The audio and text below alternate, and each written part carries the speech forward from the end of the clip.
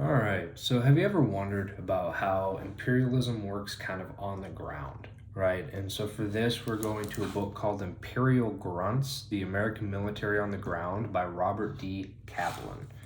Here is the cover for those of you guys who want to see it. And so, basically, what this is Kaplan basically followed a bunch of different kind of grunt units. Um, Quite literally on the ground with them for this book a few years in the early 2000s. He's done this for decades, quite literally. He has 23 books on foreign affairs and travel. He's reported on foreign affairs to the Atlantic for about 30 years. And then he was also on the Pentagon's Defense Policy Board. And so, what's this book specifically about? It's really kind of like, I'll say, like, kind of as he describes it, grassroots defense policy. Because it's literally just like day to day experiences with grunts, as he puts it. And he really talks about like his experiences in different theaters throughout the whole place. So, kind of to start with this, pretty much the whole idea is how American imperialism and the global war on terrorism works on the ground today. And this is early 2000s. And so he does give he pretty much hops all over the world for the most part. So he talks about how there's the different commands and stuff, and how pretty much it really is a kind of global undertaking. And so like he talks about like the different commands in like CENTCOM, SOUTHCOM, PACOM, so on, and goes through those. So he really kind of starts the book off. He also has like an actual map of all of the commands and stuff in the very beginning, labeled out, stuff like that. So leave you guys to like get the book and study it further, or you could probably just find this on Google too. But anyways, he really starts off with this concept of Indian country, right? So basically, the word Indian comes from the late 17th century for Indian, right? It's really like Revolutionary War era. And so to quote, he says, "Welcome to Indian country" was the refrain I heard from troops from Colombia to the Philippines, including Afghanistan and Iraq. To be sure, the problem for the American military was less fundamentalism than anarchy. The war on terrorism was really about taming the frontier. But the fascination with Indian country was never meant as a slight against Native North Americans, rather the reverse. The fact that radio call signs often employed Indian names was but one indication of the troops' reverence for them. To continue, the increasingly decentralized nature of command necessary in a complex world where, for instance, each region of Afghanistan required a different approach to the local militia was giving enlisted men unprecedented decision-making powers. And so it really was kind of, he starts to go into like the idea of like kind of what imperialism is today and so on. But to kind of comment on the first two quotes first. So like, again, it really is kind of just describing it as like not necessarily like the Manifest Destiny with like James K. Polk and stuff in American history in terms of like the whole westward movement, but it's really more focused on how the individual kind of frontiersmen dealt with, actually living on the frontier, being so spread out and dispersed from one another and really trying to survive in that. And he compares that lifestyle, I guess, a lot to how grunts kind of work today, on how wars kind of changed in a bit, at least with how he's describing stuff. So to continue on, he says, imperialism is but a form of isolationism in which the demand for absolute, undefiled security at home leads one to conquer the world, and in the process to become subject to all the world's anxieties. So kind of like becoming like the world's policeman in a way. So that is why empires arise in the fringes of consciousness, half in denial, By the time an imperial reality becomes truly manifest, it is a sign that the apex of empire is at hand, with a gradual retreat more likely than fresh conquests, right? And kind of, he goes to compare this to like the Roman Empire, how it became so spread out and conquered pretty much its known world, and then pretty much just slowly retreated over time. I'm not going to go, obviously I'm being very superfluous in that, but I'm not really, it's not really the purpose of this video. I guess he draws that analogy, talks about British imperialism in India, so on, things like that. He goes on to say, empires are works in progress, with necessity rather than glory the instigator of each outward push. And then gives more examples. British acquired Bermuda in 1684 to guard a stretch of the Atlantic, as an example, and talks about India and the Suez Canal, so on. Excuse me, just to give more examples, right? So really kind of pushing the concept of how imperialism is more as kind of like self-defense in a way, is how he's describing it here, right? And this is a concept I wouldn't mind doing future videos on, and really kind of having a lot of, I don't want to just say banter, but like actually like discussions in the comments and stuff below, because I think it's an interesting concept that kind of merits more discussion, right? So to continue in this preface, the embryonic nation that hugged the eastern seaboard of North America had found it intolerable that the guns of European powers should be at the rear, the French in the Mississippi Valley, the Spanish in the Southwest, and the British in Canada in the Northwest. It's really talking about like early United States, and kind of leading up into the Manifest Destiny kind of concept, going west of the Appalachian Mountains, right? So, but it was not inevitable that the United States should have an empire in the western part of the continent. That destiny was brought by small groups of frontiersmen, separated from each other by great distances, making alliances with some Indian tribes and buying the neutrality of others. It was they who provided just enough weight to turn and keep the balance American. Yeah, it's really kind of putting it on, how to word it. It's really kind of drawing that analogy between the frontiersmen of, I guess, the early 19th century, and further to more of the, I guess, kind of like your smaller, we'll just say deployed units today, and that kind of idea. So with that being said, he talks about places, and then the rest of the book is pretty much like giving examples of this kind of concept and his experiences actually dealing with it throughout pretty much 2002 to late or early 2004. So, for example, he talks about when he was in Yemen in winter of 2002, and basically kind of describes like how the world has changed in certain respects going to these places. So, for in Yemen in winter of 2002, he talks about how one of his contacts there or whatever was saying like that it's the most democratic state in Arabia.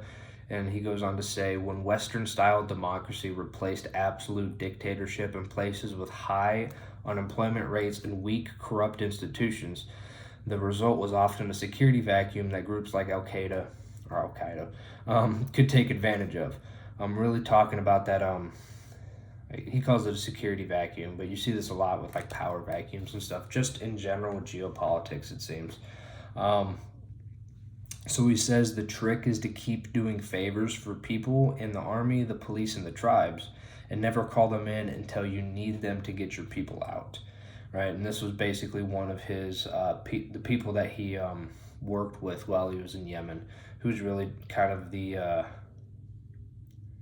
don't want to say civilian mastermind, but like you kind of, especially after you've been kind of traveling a bit, especially it seems like with the military, you start to notice like there's always those kind of retired civilian types that who like were in for a couple decades, and then they've been around the block and just kind of like they're the ones who kind of secretly like run everything in a way. I don't know how else to describe it, at least right now. But anyways, he goes on to say, so notice the way people drive here. You've got 10-year-olds propped up on phone books driving granddad around town. Forget about rules and licenses. Keep all your cash in different pockets. Despite all of the guns, ready cash always gives you more power in Yemen than a gun. Everyone in this country is a businessman, and a good one. So one thing I've noticed, at least in my travels too, and it kind of, Americans tend to be very America-centric, to where, this isn't a blanket statement, but some of them especially tend to be very, especially if they're inexperienced traveling to other countries, they tend to be very ignorant on how the world really works outside of America. And we really tend to have, this is more anecdotal, but it seems like we tend to have a very much so, I don't want to say rosy picture of the world, but like, even when we talk about bad things or like, and kind of lawlessness in a way, it tends to be a lot of like not in my backyard type thought processes, it seems, as in like it's more of like, yeah, that happens in foreign countries, but that doesn't really apply here. I tend to see that more as wow, I can't talk this morning, as a more prominent kind of thought process here than in other places I've been, if that makes sense. Not everybody, obviously, but like I tend to see that more here. And that's really kind of what he's pushing in, just like how, in this case, Yemen is much different from here. So he goes on to talk about how his contact, basically, there's a lot of barter, and just kind of like how the culture is different there. So like the whole like masculine ideal is pretty much everything there. And so like he uses these basically big swords to barter and pretty much gain sway over there. So there's that. To take a quote of what I'm trying to say, is in a male-dominated tribal societies like Yemen, manliness goes a long way. It's how you get people to do things for you. And this guy's apartment was filled with knives and swords from West Africa, the Horn, and Yemen. And then goes on to talk about basically how he's talking to one of the prominent warlords there, basically, that who was helping Robert Kaplan. He's the I guess he was a journalist at this point. I don't know, typically, yeah, we're gonna go with journalist.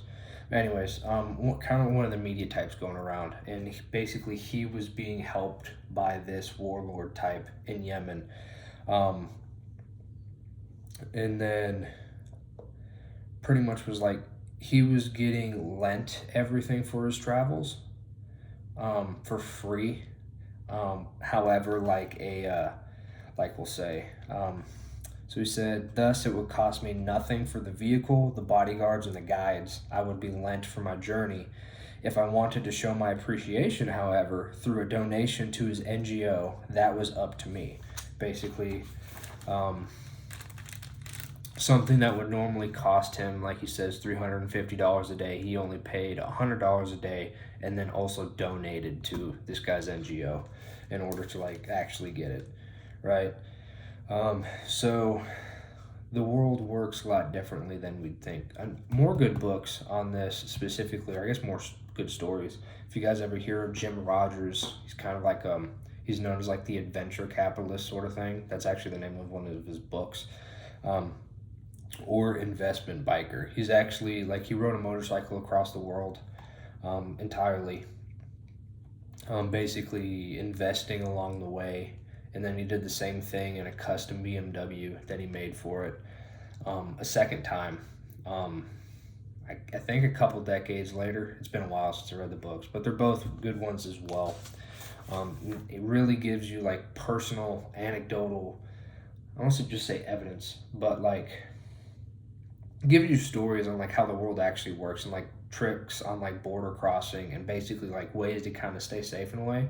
Well, not really stay safe, but like survive through it. And he really gives a good perspective on like how the world's changed over the past few decades too. Because like he did the first trip in I want to say the 80s, and then he did the second trips in the early 2000s. But it was something similar to that.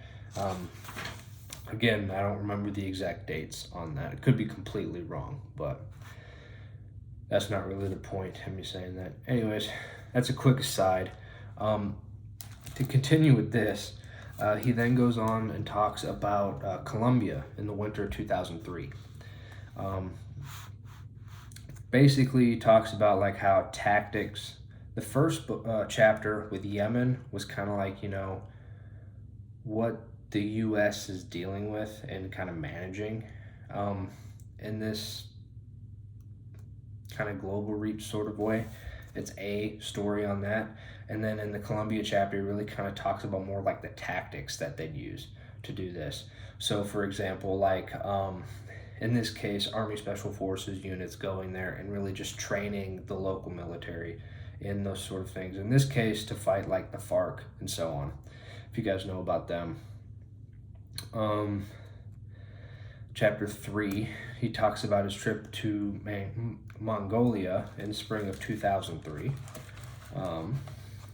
Sorry, I'm really trying to kind of speed up a bit because I don't like these videos going too long. Don't want to, I don't know, take too much of your time, I guess. But anyways, this one's more about like Chinese intentions too. Like for example, to take a quote, he says, Mongolia, with one of the world's lowest population densities, was being threatened by the latest of Eurasia's great historical migrations, that of an urban Chinese civilization determined to move north. The Chinese coveted the oil, coal, uranium, and empty grasslands of their former Manchu possession. Given that a resurgent China has already absorbed Tibet, Macau, and Hong Kong on the mainland, Mongolia, which on the map looks like a big piece of territory that has been bitten away from China, was fast becoming a tripwire for judging future Chinese intentions, right? And he really starts to talk about his experiences in Mongolia here, and this is where he meets Army Lieutenant Colonel Thomas Parker Wilhelm, which is a person who he brings up in future books too. He actually references this guy a lot and kind of what he's doing there, to say the least. So there's that. And again, in this area, he talks more about like how Army Special Forces units are talking to or like deal with the Russians. Again, this is early 2000s, so now might not be the same thing, but I don't know. I don't go there, so, or haven't been there, I guess. But there's that. He then goes on to talk about the Philippines, his trip in the Philippines in the summer of 2003. And really how a little bit on kind of our history with the Philippines, going back to the war we had there in 1902 and so on, and talks a lot about the Moros. And so that's actually an interesting little, I guess, group of people there. But anyways, so pretty much to take some quotes on this whole act in the Philippines, and this is something I kind of want to look into more, probably merits its own videos in the future. Excuse me. But pretty much from 1902 to 1913, America attempted to impose democracy here, and it led to a more militant Islam. So again, Philippines is a melting pot of a lot of different things, but because of their fierce adherence to Islam, coupled with their exotic dress, blood feuds, and love of hand-to-hand combat, the Moros became a truly romantic opponent in the eyes of America's Pacific soldiery. So the Moros had suicidal warriors called Amoks, I guess, or Amoks, and religious fanatics called Juramentitos, maybe Mentidos. I don't know. The Americans developed the 45 caliber pistol, the Colt 45, in 1911 because the 38 caliber pistol, it was said, to quote, would not take a Moro down. So Moros attacked at night from the high ground, so they seemed invincible. They were emboldened by hallucinogens and amulets that they believed offered special powers. The Moros' last stand against the Americans took place in 1913 on the island of Julo in the Sulu chain. It was not unlike that of the Indians at Wounded Knee in South Dakota 23 years later. Whoops. Pop. There we go. Anyways, so pretty much he goes on to talk about like their spirit and stuff. So like the moral spirit of rebellion against the Christians in Manila never died. Even after elected Filipino politicians replaced American imperial overlords. It starts to go on about World War II and stuff like that. I've talked a bit about that extensively in the Douglas MacArthur playlist and stuff, so you can go there for that. But anyways, so the Muslim separatist movement got a further boost with President Marcos' declaration of martial law in 1972. Between 72 and 77, Muslim insurgents fought the Philippine military to a stalemate. The fall of Marcos ultimately led to an autonomous region ruled by the Moro Islamic Liberation Front. Right. And so then starts to talk about, like pretty much how, in this case, it was still Army Special Forces in the Philippines doing the same thing here as they did in Colombia for relatively the same thing. And just instead of the FARC, it's the Moros. So there's that. Talks about Afghanistan a lot, and then eventually he goes into, he switched from Army Special Forces to Marine units, and really kind of talks about, in this case, the Horn of Africa and Iraq, right? Talks a lot about the differences between his time with Army Special Forces and the Marines, and he really talks about throughout this entire book like the people, in terms of like the actual grunts themselves, in his own words. Differences in personality, structure, like pretty much everything he noticed as kind of an outsider. He was, I guess, not really an outsider because he had his own military service too, but it was with the Israelis, if I believe correctly. So it's a bit different, but anyways, we shall go here. So skip that.